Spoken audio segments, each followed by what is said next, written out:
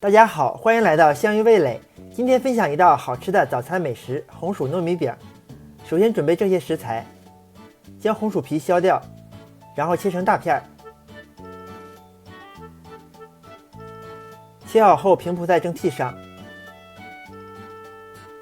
盖上盖子，开大火将红薯蒸熟。用筷子能轻易扎透，就说明熟了。放在大碗中，用捣碎器捣成泥。接着加入1勺白糖，倒入糯米粉，用手充分抓匀，抓成像这样的颗粒状。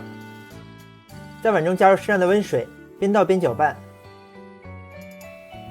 然后和成软硬适中的面团，揉至表面光滑，盖上盖子醒20分钟。醒好后分成这么大的小饼。接着在小饼上刷少许清水，撒上适量的芝麻，用手轻轻按一下。电饼铛内加入适量的油，